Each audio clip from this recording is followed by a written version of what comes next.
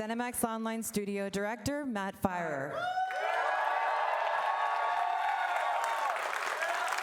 Wow. Thank you. Thank you. Hello, Las Vegas. Welcome to the 2023 ESO celebration. We're really, really happy to be doing events in person. We have 2 days of celebrating ESO with you, the community. We got a full day of presentations. We're so happy to be back doing live events. Thanks so much to all of you that made it to Las Vegas. So thank you for coming.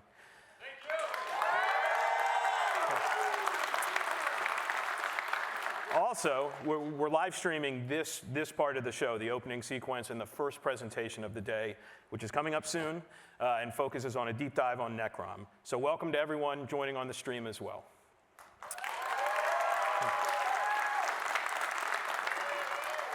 But first, we can't do a community event without talking about the community. So ESO seriously would not exist without all of you. You play the game, you bring Tamriel to life, you give us your feedback, whether we want to hear it or not. But most of all, you're definitely the most welcoming, the most awesome community in gaming. You are ESO, and ESO is you. So that's why we named this event the ESO Celebration, because we're here to celebrate not just the game, but all of us. And in fact, we hope to see more of you in person in the future. Next year is ESO's 10th anniversary year, and we're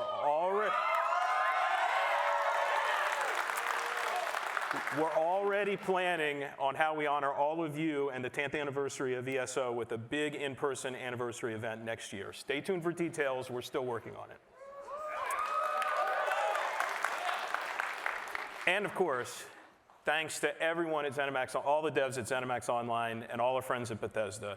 It's really an honor to come to work every day and work with each and every one of you. Your hard work and dedication makes all of this possible. So shout out to the devs.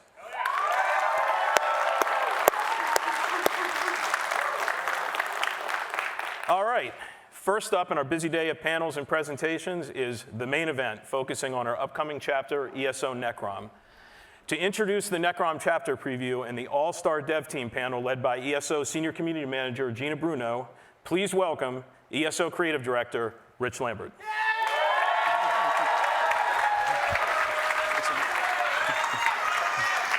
Oi! Oi! Wow. Thanks, Matt. I'm wearing pants today, yes. Thank you. I just want to thank everybody for being here today. We are incredibly excited about what we're going to show you all. This is something really special for us. We really, really dig hanging out with you all, talking to you all, and talking most importantly about something we love, which is ESO. So just in a minute, I'm going to be handing things over to the team that's sitting up on stage here, and they're going to share more in-depth, behind-the-scenes details on this chapter. Before, though, I just want to set the stage. So this year is ESO meets cosmic horror. It's the Daedric Prince of Knowledge and Hermaeus Mora mixed in with the Dark Elves of the Telvanni Peninsula.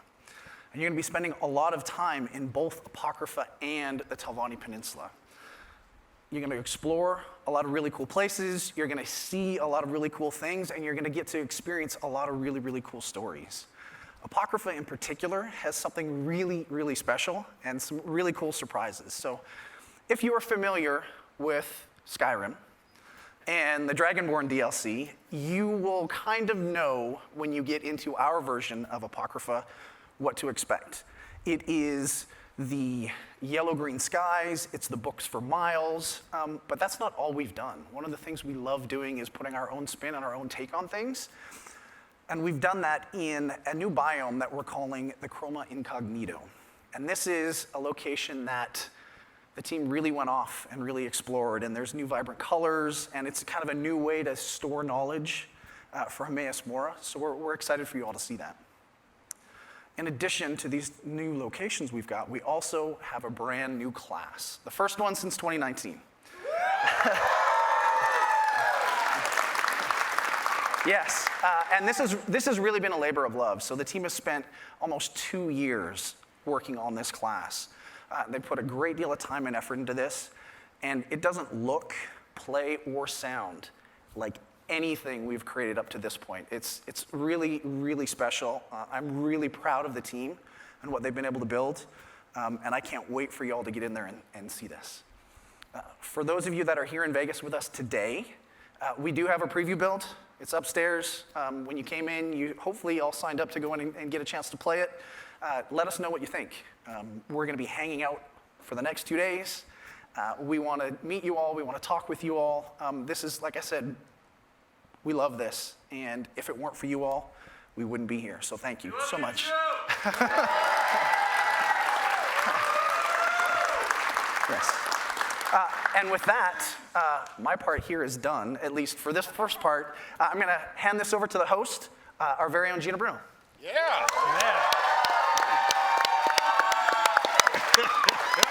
Thanks, Rich. Welcome, everybody, to the Necrom Chapter Preview. My name is Gina Bruno. I'm Senior Community Manager here for the Elder Scrolls Online. We want to welcome everybody watching around the world on Twitch, and also to everybody here in person in Las Vegas. Yeah. So we'll be live streaming this entire chapter preview, but afterwards we're going to go offline, and then we'll have a bunch of panels and activities for everybody here at the ESO celebration. We have a jam-packed show for both veteran and newcomers alike. We're going to be giving you all the details on the Necrom chapter and update 38. So as we mentioned back in January for the Global Reveal event, we're heading back to Morrowind, where you'll be able to explore the Telvanni Peninsula and Apocrypha, and as Rich just mentioned, the brand new area of Chroma Incognito.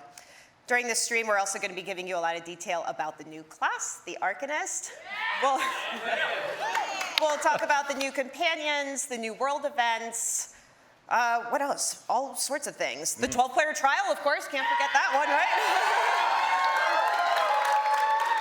And don't forget, everything that we're talking about today is launching in June, but you're not going to have to wait very long to give it a try because it is coming to our test server on Monday. So before we get started, I do want to mention for anybody watching on Twitch, we do have a brand new item available. It's these Moon and Star earrings. You just have to make sure that your ESO and Twitch accounts are linked. And for everybody here, we'll make sure that you also get it. So don't worry. We got you covered.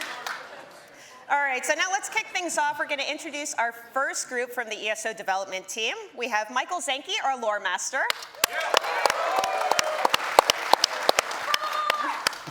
We have CJ Greb, our art director. And of course, Brian Wheeler, our lead combat and PvP designer. Oh, Lord. So as Matt said earlier, we are here to celebrate ESO and its community. And all of you have worked on ESO for a number of years. So what does ESO or its community mean to you personally? Zenke, hot seat, you can go first. Absolutely. So it's a pleasure to be here, everybody. I actually had the distinct pleasure of shipping Elder Scrolls Online with these three amazing people with the original development team. Took a leave of absence from the company. It's going to be 2 years almost that I've been back here in a couple of months, which is crazy to me. I would not be here if working on Elder Scrolls Online was not the highlight of my career. Working with these incredible people, with this amazing community, and with this incredible game. That was very sweet, Yeah. thank you. Well, CJ, what about you? I talk about this a lot, so I hope it's not too much of a pat answer. But we think a lot about the responsibility of working on an Elder Scrolls product because, I mean, you can go into the gaming community, you can say, what's your Elder Scrolls game, right? Like, people have an answer. It's like saying, who's your James Bond, right? Like, they'll say Oblivion or Skyrim or Morrowind or Elder Scrolls Online. And to know that we're part of a community and part of a gaming, sort of legacy that's been around for so many years and is such a big part of so many lives, we take it seriously. We take being a shepherd of this very, very seriously. And thanks, everyone, for being here. It's great to be part of it. hell yeah. Here, here. Oh, I guess I'm just the old fart up here. I've been around since 2009. So It's been more than just a job for me. Like I meet some of my best friends. Like y'all come over for barbecues, so it's very much like you all. Where You've never invited me over for a barbecue. well, you need to come over because apparently I'm a good barbecue. So yeah, I met like friends that I play with daily. Like we go on vacations together. They come to like Ren fairs with us and stuff. So it's not just my career and my job, but it's part of like a social network that is not only just for people in the studio, but people that I've met, and it's been just an incredible ride. It's been a lot of fun with everybody. That was very sweet. I feel like I'm getting all misty-eyed here. So we just started the Shadow Over Morrowind adventure, which consists of this whole interconnected story, and we kicked it off just last month with the Scribes of Fate DLC, and of course the Necrom chapter is coming up next. So in the chapter, players are going to go to Morrowind, they're going to go to Apocrypha, which was last seen in the Skyrim Dragonborn DLC, but it's this whole new adventure, and it's kind of our spin on things. So with that said, how would each of you describe the theme of the Necrom chapter? That's easy. Extraplanar magic, some truly incredible characters, and secrets that mortals were not meant to know. I like it. You're welcome. When you say cosmic horror, and then you tell artists that they're going to work on something with Cthulhu sort of thematic pieces, like they get excited. Artists dig this stuff. So it was an easy launching pad for us to get to go into the world of Apocrypha and Hermaeus Mora and start to explore, some new areas that, we haven't gotten to see since Dragonborn. So it was awesome. I mean, all that Cthulhu and like cosmic horror stuff, that was just like fuel for making the new class. So it was just great to have feed off of all that stuff. It was awesome. Well, CJ, I'm glad you mentioned Mora because our community went nuts when they saw he was going to be part of the chapter, and I know they've been dying to learn more. Mora? They want to know Mora. No. Okay. There it is. It starts. It's going to start, right? I'm sitting next to Zenki, who's the king of puns. Listen. I will not match him. But It's all good. sorry, I had We're to not do going that. to try. So for those that may not know, Hermaeus Mora is the Daedric Prince of Forbidden Knowledge. He's making his return to Necrom since last being seen, not just in ESO's base game, but the Skyrim Dragonborn DLC. So in terms of our chapter, why Mora and why now? Absolutely. So interestingly, Mora actually arose organically from the narrative that was originally concepted. The whole core of the story is a secret so powerful, so terrible that could unmake reality.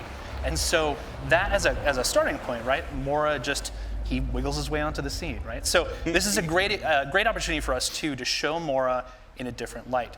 Unlike a lot of the other Daedric princes, he, especially in this story, exists in a more neutral space. It's also a great opportunity for us to show his many and varied mortal followers. There's a lot of different folks running around Apocrypha, and it's going to be an exciting time. Let's actually talk a little bit about his creation. So CJ, what was it like bringing Mora to life? Yeah, very cool. I mean, we see a little bit more in base game, but he's a little bit more of a diminutive Mora than we're used to seeing. Like in Dragonborn, he was this big, impressive thing that was crazy, and so we wanted to pull that in. We wanted to make Mora a little more, update him for ESO a little bit, but. The really interesting thing was working with a Daedric Prince that really wasn't on one side or the other. Not good, not evil. He's just interested in cataloging, in collecting all that can be collected, right? And so that was the place we started from, and it was from there it was just fun. It's good to have a hobby. Yeah. Yeah. You know who else has a lot of history in the Elder Scrolls, and especially in Morrowind, is the House Telvanni. So for those that may not be as familiar with this group, I'm excited for it. Indeed.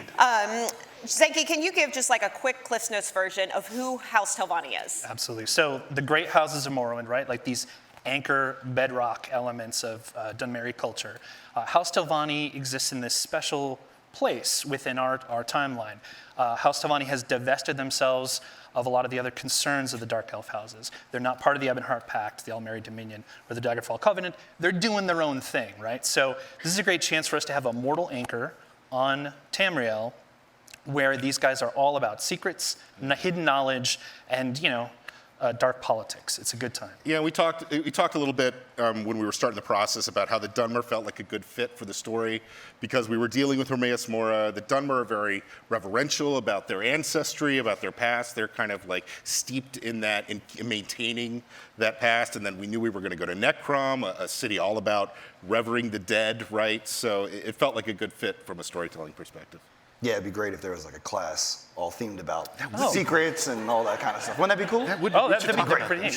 Yeah. Well, that brings us to one of the things that players were most excited about when we announced it back in January, and that was the reveal of a brand new class, which was the Arcanist. What a segue. I'm here. I got to take this from you. Segue. Almost like we planned that. Crazy.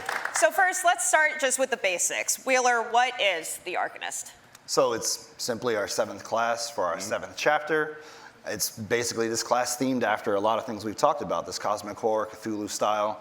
We wanted it to play and feel and be something different that we've made out of any classes before. So we took a lot of time and a lot of care to not only make it look and feel and sound badass, but also it had to be different than anything we made. And brought us in, like the artistic side, brought us in really early on the process. Like earlier than they needed to bring us into it because I would say perfectly well, at the beginning timed. it wasn't. At the beginning it wasn't necessarily going to be an Arcanist, right? No, they were whatever. throwing out all the ideas at the wall, Yep. and you brought us in real early. You say, okay, what's floating your guys' boat? Like what's feeling exciting here? We brought him in early Yeah, too. exactly. Narratively involved very early as well. And it's one of the really exciting things about every class in Elder Scrolls Online. We want to give you the narrative storytelling tools to shape your own connection to Tamriel. And Matt, I got to tell you, the Arcanist is a whole new set of tools. So then, Wheeler, what about the overall inspiration and the backstory with the Arcanist? Yeah, we were, again, like CJ said, it was just like make a class, and we knew we had to have it themed after, Hermaeus and that whole cosmic horror, but things like really jumped off when we started talking about the Black Book. Like that was like an immediate aha Black moment Book? where we were like, oh, that's cool because you can draw from so much power and so many secrets, and that could be any kind of magic, and we went with this cosmic, wild color, and it just clicked immediately. Yeah, awesome. it was a gift for us because we didn't know it was going to be Hermaeus Mora themed at first. Right. And we were already working on the Hermaeus Mora stuff, so some of the glyphic stuff, some of the you'll see some if you stay around for the class panel later, you'll see some of the early concept art for the class when we were working on it, and we got to get into all the stuff we were already working on for Mora and pull it over. So it was great. Well, getting to design a brand new class is something that you all don't get to do super often, so I'm sure the team was really excited to kind of get in there and get their hands dirty with it. What was one of the most fun parts of developing this new class? I mean, we get to make new sets, and we get to mess with abilities from time to time, but having a whole suite of abilities to toy with, especially with like the color palette and the vibe we were going, that really opened up the stage for a cool sound stage. And I kind of do like audio stuff on the side. So Wheeler's kind of an audio nerd. He is. we had a moment there where we were like, all right, let's really explore some different frequencies and sound tables that we haven't messed with before. So it not only was fun to get the cool look and the animations and all those visuals, but like when you put the headphones on, you catch bass, you catch all of it. It's really fun to hear that stuff, right? Into it. Heck yeah. I was just saying, heck yeah. Narratively, too. Heck yeah! I'm into it. It's about it.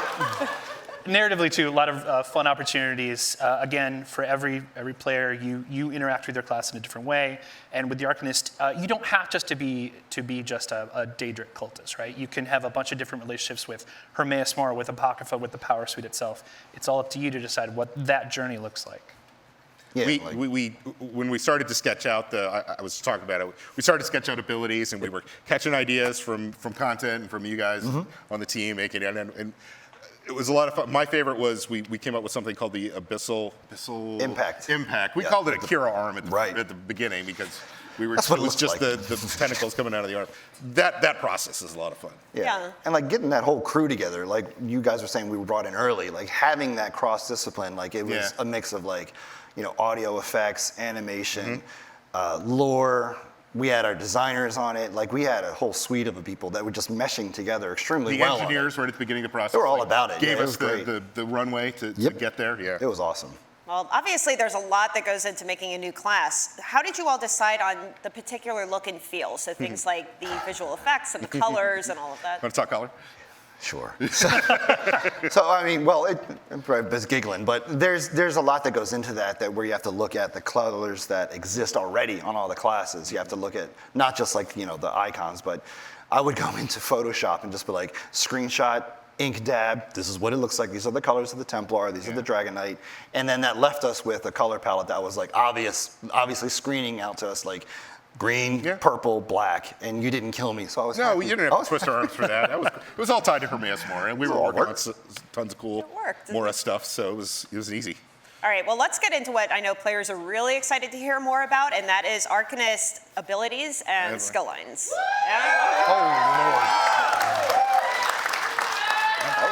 Wow.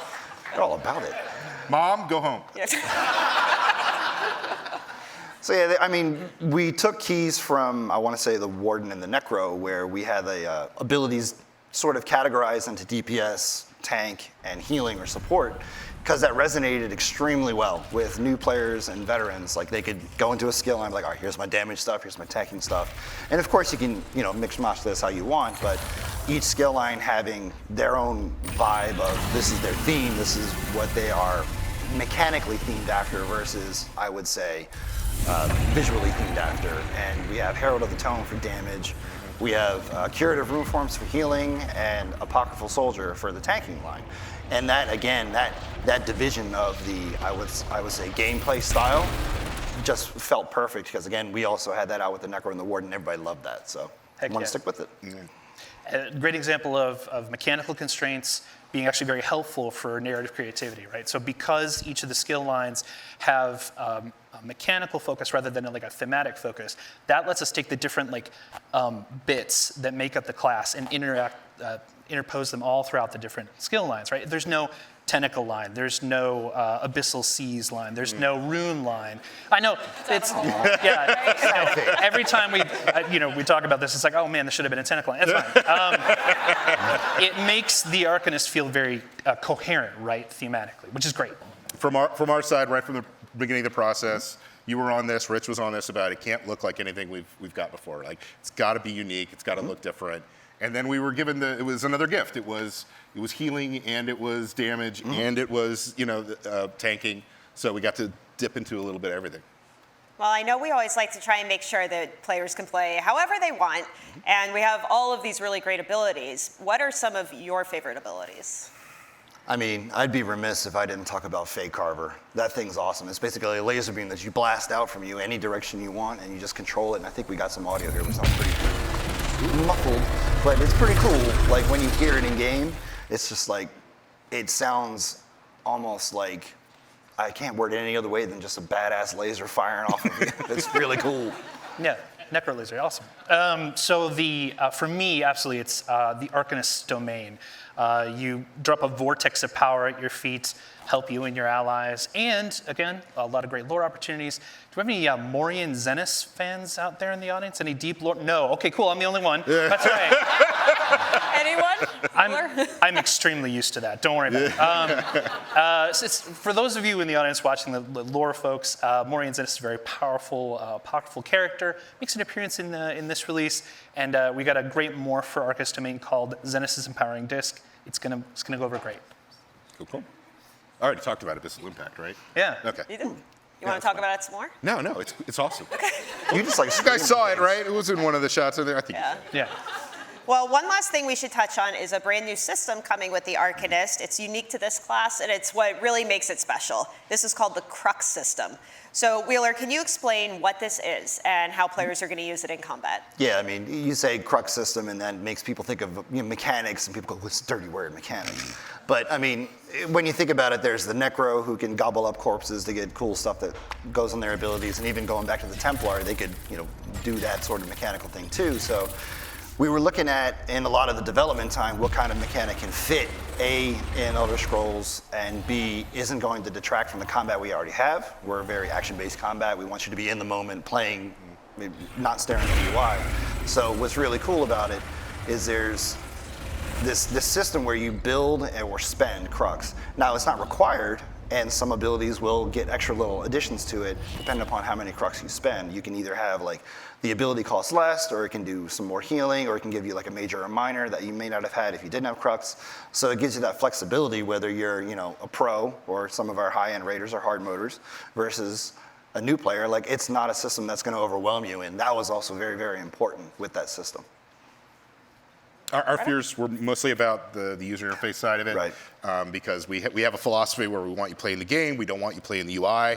So we were really afraid we were going to have to see like crux things off of the On your sides, bar, right? like, Like, yeah. but no, we got the tech to put the crux like on the player, so you can still play the game as the player. You're not you know, getting off into the weeds on the side of the screen. And another narrative opportunity. Crux is, of course, like a fated moment, so an opportunity to bring in Fate as part of Hermaeus Mora's portfolio into the class. Great stuff. Yeah. And as you all just saw in the video that was playing, the crux, the crux thingies, right? The thingies. Don't get technical. Official The term, thingy. right? As they're spinning. Runes. Okay, actually, they're runes. It's literally my job. I don't know what that's right. Well, other players can see that too. So as you're kind of going around, maybe in Cyrodiil, if Yeah. you see somebody that has 3 crux They're going to runes unload spinning on you. around. Look out. Yeah, watch out for 3. Well, we had a group of players that were lucky enough to come in and play the Arcanist a little bit early. I know a lot of them were able to publish their preview impressions earlier today. Thank you. They've been really excited about playing the Arcanist, and I know a lot of people that were reading this are really anxious to get their hands on it. What are you all most excited about with the arrival of the Arcanist? I mean, from the combat side and PvP side, just looking at all the builds that people are going to make with this. Like, we get builds all over the place, from, you know, veteran to new player to people just want around and craft. So it's going to be wild to see the variety of builds that people have, but also just being able to see like people enjoy it. Like, we've been working on this like for about 2 years, and everybody's like, "Holy crap, that's a long time!" And being able to finally see people play it and enjoy it, it's just like extremely rewarding. So that's going to be a lot of fun. Absolutely. I can't wait to see what people make of it from a role-playing perspective. So many great opportunities for new stories, new characters, with this interesting connection to Apocrypha. I'm looking forward to screaming "Tetsuo" at the top of my lungs every time I do. Abyssal Impact, have I mentioned Abyssal Impact? A little bit. pretty good, a little pretty bit. good spell. You seem to like that one. Well, I know sometimes we sneak in little Easter eggs throughout the game. Are there any that players could expect to see with the Arcanist? Yes. If you've been around Cyrodiil and Imperial City, you know there's some stuff snuck in there. But this time we kind of were trying to sneak in things associated with the team that built it. There's some, you know, phrases or words that had special meaning to people, so we stuck a lot of those into some tooltips. Heck yeah. And that kind of gave us an opportunity to give that personal touch to it, but also kind of gets again to what we've kind of talked about here, where it's been a team effort, and from like the top to the bottom with everybody working on the class, they've been giving it their heart and giving it their all. So thanks to everybody back at the studio, and hope you all enjoy it playing it here today as well as on PTS Monday. Heck yeah. Well, I want to give a huge thank you to Zenki and to Wheeler for giving us more information about this new class. Can't wait for you all to give it a try, so make sure you hop on PTS on Monday and give us your feedback on it. So in just a few minutes, we're going to dive into the new zone, but first, we'd like to show you how this all comes together in a brand new world premiere trailer. Oh, I love it.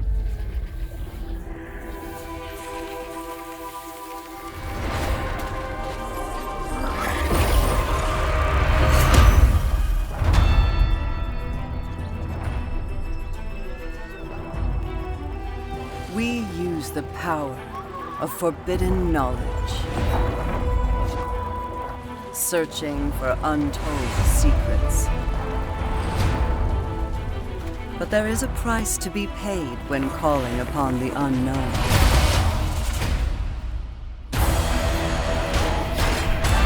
Sometimes, the unknown answers.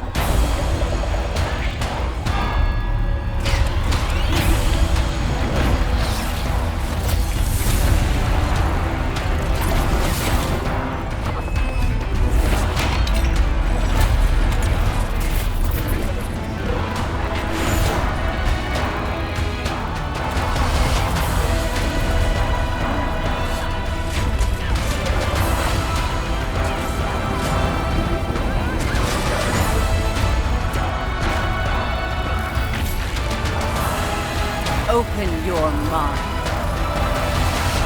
The knowledge you seek is waiting.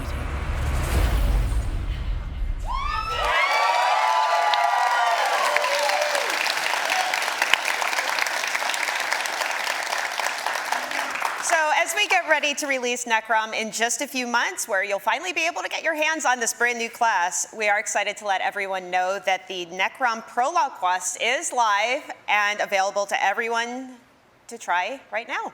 So anybody who has access to the ESO base game can jump in and play this Prologue quest. And on top of that, ESO is running a free play event right now, so anyone can jump in and try this content today. So some of you may be asking yourself, what is a prologue quest? I know all of you know, but some people watching the stream may be curious. Tell us. So this is, I am going to, I plan to. So this is essentially a quest that prepares you for the chapter content. So you actually kick off the Necrom story arc ahead of it launching in June. So we'll talk a little bit more about this quest and its rewards a bit later in the stream. But first, I would like to introduce some new dev team members that are sitting here. First up, we have Tom Murphy, our zone lead. Hi. And the man who needs no introduction, our lead encounter designer, Mike Finnegan.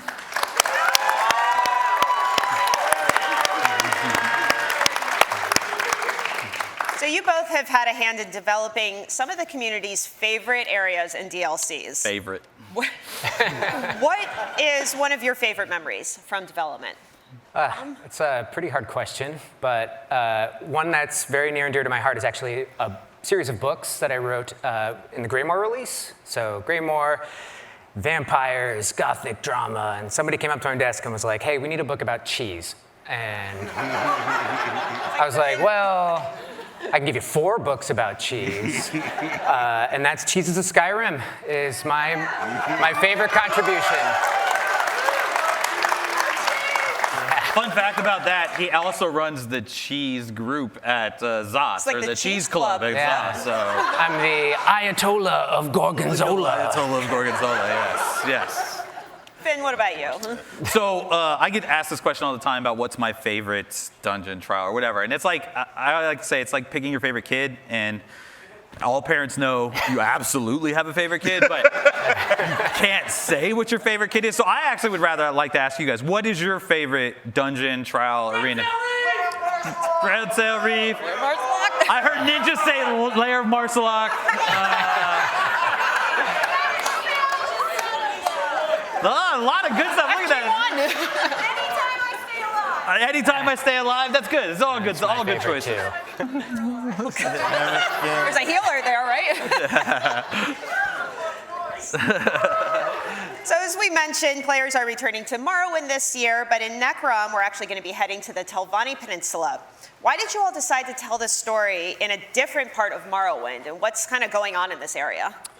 Yeah, well, to harken back to something our illustrious lore master, Michael Zenke, said, House Telvanni was a really natural fit for the themes of the story we wanted to tell in the Necrom chapter.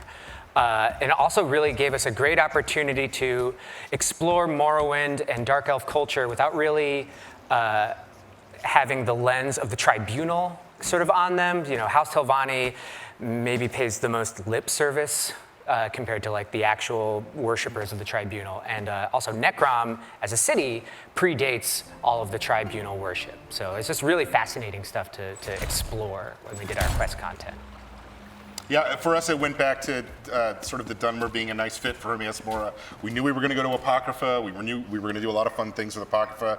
You know, Morrowind and the Telvanni coast is very much that space in Elder Scrolls where it feels kind of alien, and it's, you know, it's one of our more weirder, you know, interesting areas. So it felt like a fit. It's less Red Mountain, Ashlander. It's a little more, you know, verdant and full of life. But it's always fun to go back to places that we know players have been before. We like to always give people the sense when we hit that nostalgia button, you're coming home, right? And then we smack you with Apocrypha and Cthulhu nonsense, right? It's all about the mushrooms. I love it. That's really what it is. It's all about the mushrooms. All the mushrooms. Well, and it's an area that they haven't seen since Tess Arena.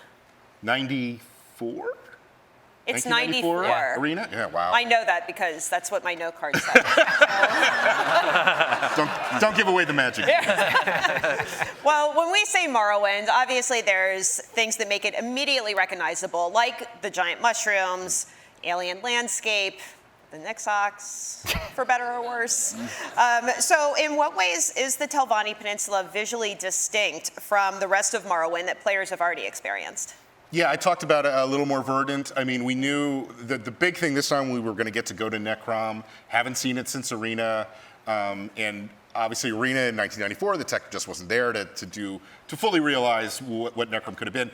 But we had all that lore. We knew that it was sitting in the maybe desecrated carapace of a long dead semi-god that maybe Vivek threw down and maybe he didn't. We knew that the White Towers were going to be there, so we had all this great lore to jump off from, and that was probably the most. That was, we were going to be able to give people something they hadn't seen before. Yeah. So we mentioned Apocrypha earlier. Can you explain a little bit more about what this area is all about? Yeah, so Apocrypha, domain of Hermaeus Mora, all domains of a Daedric prince are kind of an extension of the prince themselves. So Hermaeus Mora is the prince of forbidden knowledge and fate, and these ideas are really just sort of suffused throughout Apocrypha, right? So he's the great miser of oblivion. He loves to extend his tentacles out into other planes and into Nirn and kind of ensnare as much lore and knowledge as he can and kind of drag it back into his moldering libraries and his like gross, inky seas. Ooh. Sounds like a pleasant place to Yeah. visit. It's a good vacation place, right? Yeah. It was kind of daunting from the art side. We saw Apocrypha in Dragonborn, and it was really set out in sort of the blank, inky sea, right? And it was the cool platforms with the lacy stuff, unrolling and all that stuff. So we had in the books. So we had that basis to go from, but. We're making an Elder Scrolls game, an Elder Scrolls Online game. We have to give people an overland, right? We have to have a hub town. We have to do the things that give everybody the things they need to play the chapter. And so we had to start thinking about, well, what is a god who likes to collect all things collectible? And you talked about maybe even like literally pulling in pieces of Nirn, right? Because he's cataloging everything and what shapes and what sort of ideas make that up, and somebody hit upon the idea of fossils embedded into the very rocks themselves. And we knew we wanted to match Morrowind's crazy alien environments, so the artists got to just go pure imagination and go crazy, and you'll see it. It's pretty cool. Yeah, and like we did with the Deadlands DLC. So Deadlands was a space that everybody knows. If you play TS4 Oblivion, that's like this red hellscape with fire and everything. But then we were able to say, well, what does destruction mean? And we had the Stormlands, which were a little bit different. They looked a little bit different. Apocrypha is kind of the same way, where we are able to take what they did in Dragonborn DLC and then really build upon that and put our own stamp on it and make it look kind of like unique in our game. One of the things I really like, and you just saw it in the video up here, is the usage of books as part of the architecture. We were a little worried about that. We worry about metrics, and when you have a zone that's like billions of books stacked everywhere, you got to get through it, but we got through it. No, it looks amazing. So one of the things that, of course, brings a zone to life is the monsters. And Morrowind certainly doesn't have a shortage of just weird and strange creatures. So what are some of the general themes and the approach to the creatures that players are going to be coming across in Necrom? Yeah, so we went with cosmic horror was the big thing, but also we went back to what players have experienced in the Dragonborn DLC. You've seen the lurkers, you've seen you've seen the lurkers, and you've seen the seekers, and we were going to take those and largely build on what they did, and then make sure it fits in our game with all the abilities. But then we were able to build completely new things, and what you see right here is this is the hushed. These are like people that have gone a little bit too far in their worship. They don't have mouths. They're almost like zombie-like. And then this guy right here, which is the Mind Terror. So these guys operate completely different or a little bit different than what you're used to with monsters. Their attacks almost seem like 1940s, like horror films. They're stop motion. They fade in and out. As you can tell by the expression on Gina's face, she really loves the Mind Terror. Loves the Mind Terror. Seal of approval. Loves the Mind Terror. We literally were thinking about Gina when we were making this. We were Gina's like, not going to like this one. It's got more than 4 legs. Gina's not going to be part of it. She's not going to like it. But I would be remiss if I didn't mention the tome shell. The tome shell is this. There you go. It's this little books that have creatures that are inside them, and they inhabit them and go around. So they're little creatures you're going to see throughout Apocrypha. There's the lurker. So like I said, you've seen some of these things in the Dragonborn DLC, and we kind of like flesh them out how they'll fit in our game. He's pretty. Yeah. Always lurking. Always lurking. Yeah. There's Tome Shell. Yeah. They're adorable. I know, buddy. right? The story of the Tome Shell is great because it was so organic. It was just someone saying, well, what would a hermit crab in Apocrypha look like? It's exactly right. It's exactly right. I'm sure that won't happen. Thought the Nyx socks were bad, and then you introduced these things. Love the Nyx socks. Well, thankfully, we have a host of great characters in our chapters. So let's talk about some of the characters that players are going to be coming across in Necrom. Yeah, so I feel like the best releases we do are ones that give players a motley crew of allies, right? So our goals for Necrom were to go like big and weird with the people that you're going to be spending time with. The first one I'll mention is Laramel the Wise. It's kind of your main ally in the task that Hermaeus Mora sets before you. She is an Arcanist. She is not like a cultist of Hermaeus Mora. She's made a bargain with him for certain powers, and he's calling in his part of his due, basically. Subcontractor. Yeah. She can see threads of fate, which is an extremely rare and valuable gift for followers or people that are in Hermaeus Mora's sphere, and that's sort of your main interaction with her, is helping find where these threads of fate are going and how they point to the various villains that are at play.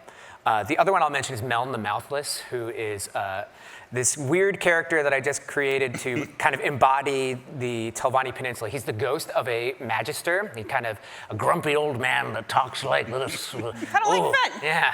Hey. Oh, only likable. That's fair. That's fair. He's like, oh, my lumbago. But he's actually a ghost that lives in a soul gem that you keep in your pocket. And the idea is very similar to a character that I wrote for the Deadlands, Aerox the Mutilator. Just like, have you heard of him? I thought you might have heard of him. You just love to narratively be in people's ears I as do. they run around. If I could, I would just sit behind somebody playing the game. I'd be like, oh, look at that. There's a dragon. You're going to hear this. You're going to hear this. You meet Meln pretty early in main quest, and the moment you meet Meln is one of my favorites I won't spoil it, but it's very funny. Yeah. I loved it. He's great. There's so many great characters. I don't want to spoil any more, but there's also not just new characters, there's returning ones. So, yeah, Naryu's coming back. There you go. Maybe you heard of her. Yeah. And a personal favorite of mine, Sotha Sil, will be making an appearance. And for the rest, we'll just have to play and see. Yeah. Well, we also, I'm speechless here. We announced that we're going to be adding 2 new companions as well with the launch of Necrom. So for those that may not know, companions are essentially like adventuring buddies in ESO that you can kind of call upon when you need a hand in combat. You can summon them anytime.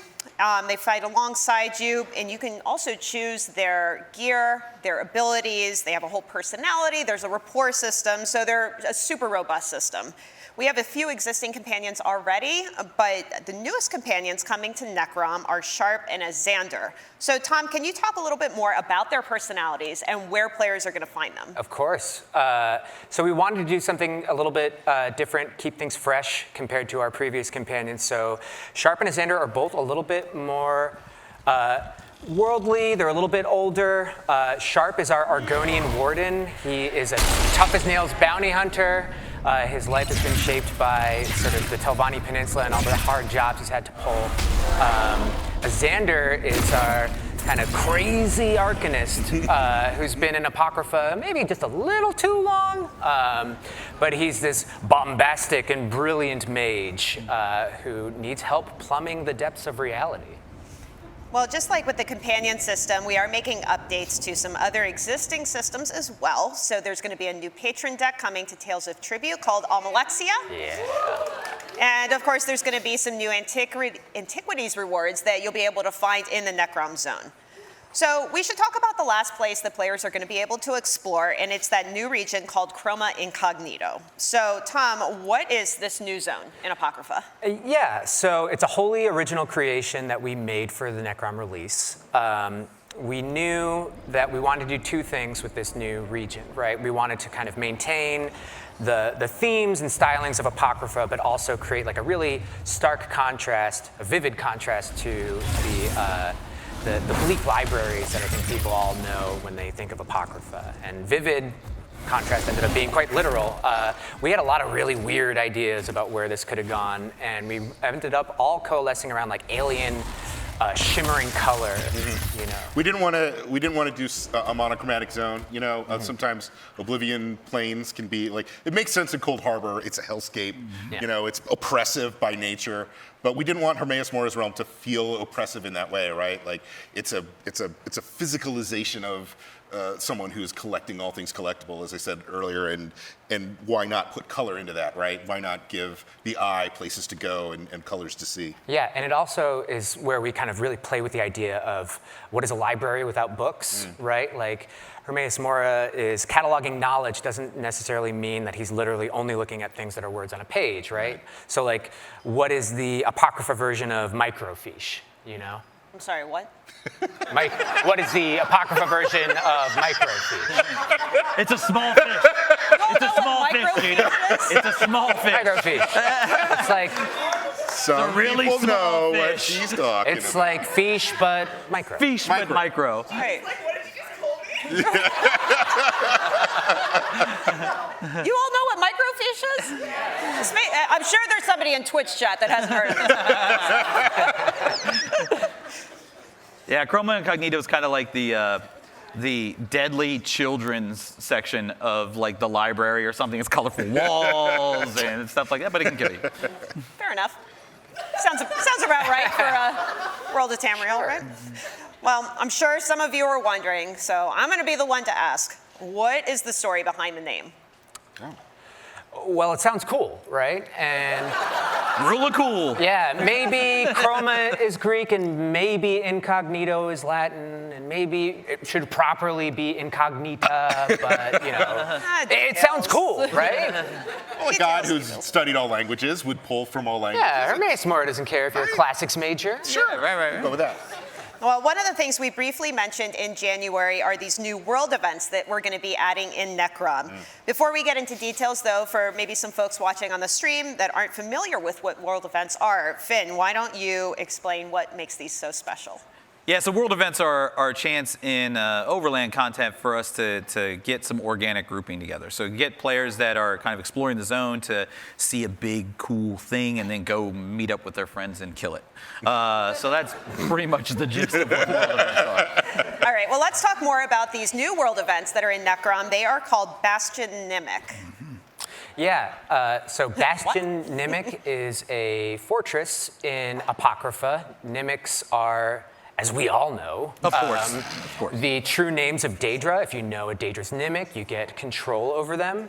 This is where Hermaeus Mora just was like, hey, I should keep all my Nymics together in one place. And then some malevolent forces who are also at play in the main quest saw that and decided they wanted to steal those Nymics and try to amass that power for themselves. Hermaeus Mora's gaze is spread a little thin in the Necrom release, so he's put out an APB for players to help come to Bastion Nymic, drive out these invaders, and restore peace. And the rewards are great for those who can help him out. Yeah. We did something a little bit different for this. So if you guys remember the Oblivion portals, you went in and it was kind of a public dungeon type zone where everybody can kind of go into it. This is the first time for a world event that we're actually going to use 4-player instances. So you're going to be able to go out. It's also quest driven, so you'll get a daily quest, which will allow you to get the things you need in order to access this place. Then you can either go in solo or go in with friends, up to 4 players, and kind of explore this. It's almost like a dungeon. You can explore this area and kind of get fat loots. Well, I don't know about you all, but I am looking forward to checking this out because I love that kind of stuff. So while we're talking about group content, we should also discuss the new trial, which is... There they are. Well, all right. So this is our content that's designed for 12 players. Yes. Yeah, we range in difficulty from normal to try hard. So for those players that want to go in there and experience a more casual kind of experience, they can go in there with 11 friends and tackle some of these challenges. And then if you really want to push the limits, you can go to veteran or even hard modes and really push for the top of the leaderboards and stuff. Well, the new trial is called Sanity's Edge. Finn, why don't you give everyone a little preview of what they can expect here? Yeah, so... Hype it up, Finn. Go. Yeah. So Sanity's Edge is, most of the time when we do a trial, it's a physical location in the world. You go to a physical space. So for this one, it's a little bit different. Some mage has decided to study a Daedric artifact, and he didn't do it with the normal precautions. So he unleashed a malevolent creature into his mind, and now you are going to bring 11 of your friends into his mind in order to free him from the torment that he has. You're seeing some things on screen here that you may recognize some of the places you go, because you're basically exploring his dreams and his nightmares as you go through this. So you may see some familiar areas that from other parts of the game. You know, my psychiatrist recommended I have 12 Elder Scrolls players. Yeah, kind of go in that's my brain. it's catching steam. It's like that's the new diagnosis. Thank God now. my insurance covered it. Yeah. It's very rarely covered. Yeah, exactly. Well, we can't talk about the trial without talking about some of the rewards. So for those of you who complete all the trial achievements, and yes, that includes the no death speedrun hard mode, you will earn yourself a brand new mount. This is the Dark Ram mount. So if you see players running around on this mount, you'll know they have completed some of the hardest content that we have in the game. There we go. Now, we actually have another mount that you'll be able to earn in the zone by completing several key achievements throughout Necrom. This is going to be a brand new Nixox. Your favorite! We like to call this one the Gina Bruno. The Gina Bruno. Special, right? Come on, Gina, it glows underneath. Look how cute that is. Come on, don't you want to ride that sucker? I can't wait to see a whole bunch of those running around all over the place. Well, I want to give a huge thank you to Finn, to Tom, to CJ for giving us such a great preview of all the upcoming content. Thank you.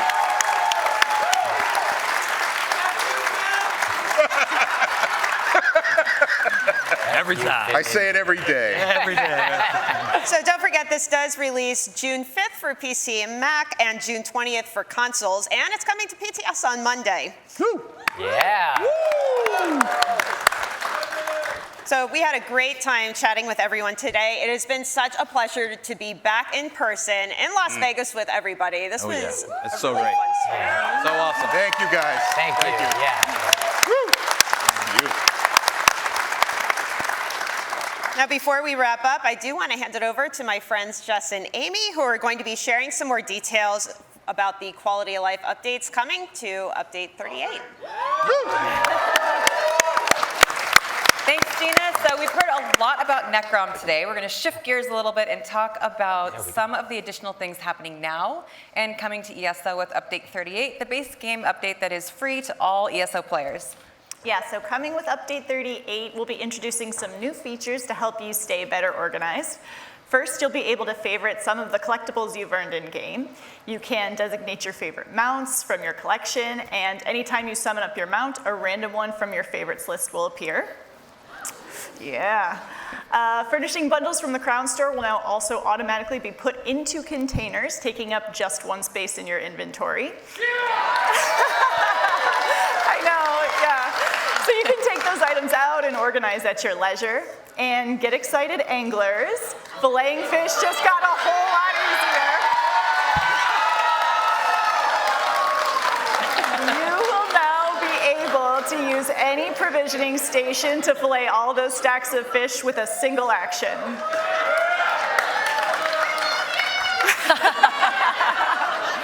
We'd also like to talk about a few things that are either happening now, just happened, or are soon to be upcoming.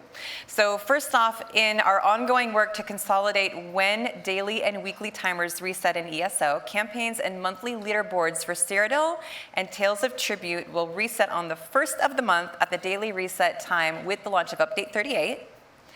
Also, sharing Hircine's gift for werewolf lycanthropy and Noxophilic sanguivora for vampirism will change from a 7-day timer or 7-day cooldown to be on the weekly reset with the launch of Update 38.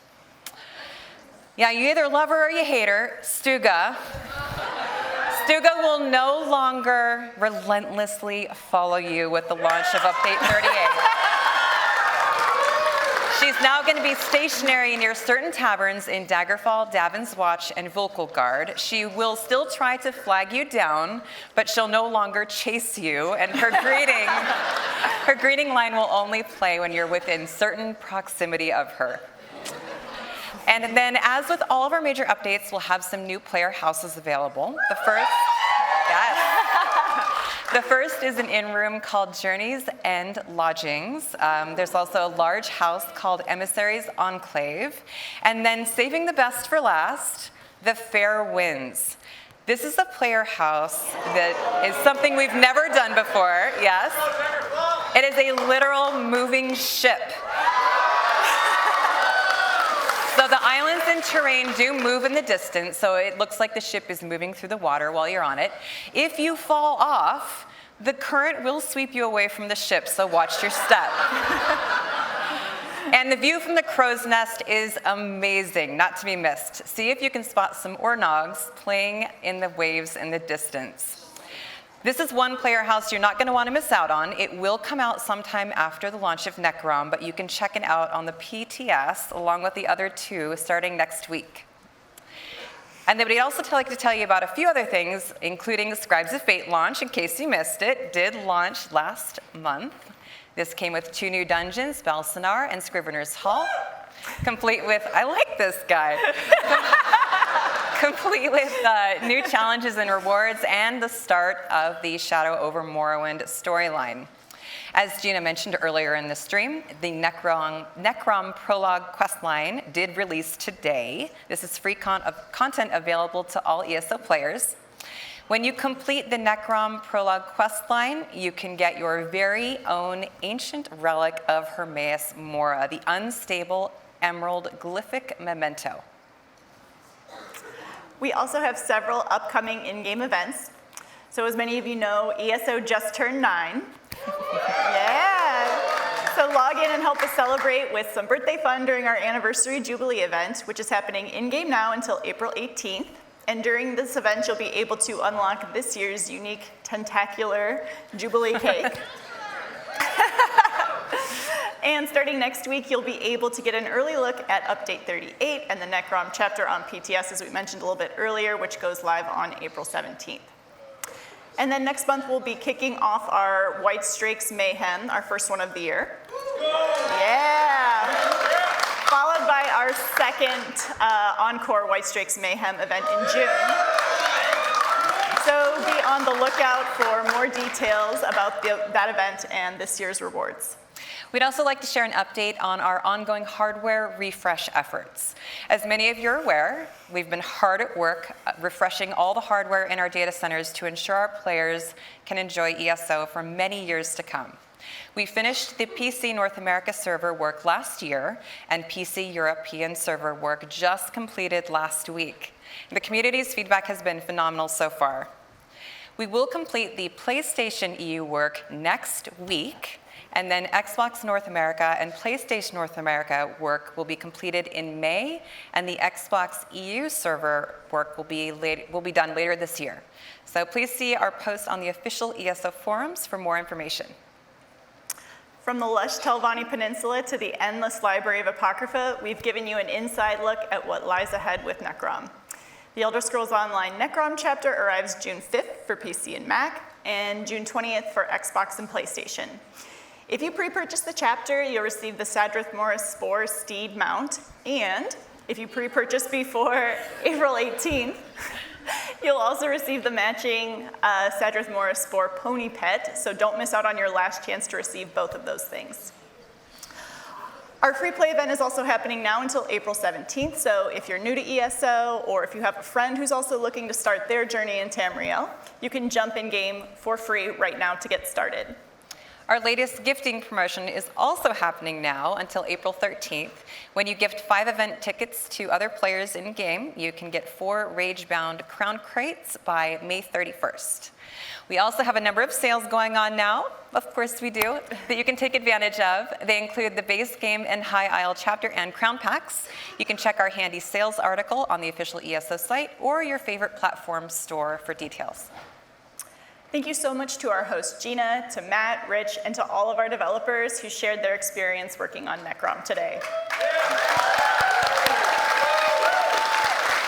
For everybody here with us in person today, stick around. We have a lot more in store for you. And for everybody watching at home from around the globe, thank you so much for joining us today.